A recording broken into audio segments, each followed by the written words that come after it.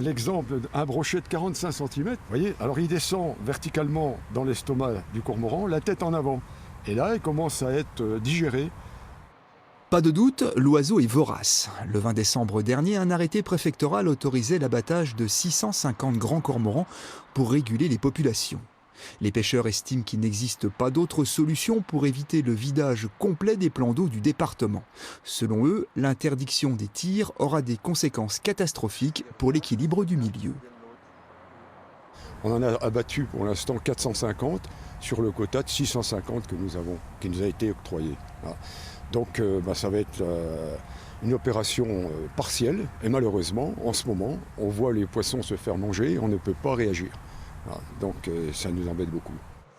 Le cormoran, espèce protégée, peut faire l'objet de tirs de régulation lorsque sa surpopulation menace de disparition des poissons eux-mêmes protégés comme l'omble ou le brochet.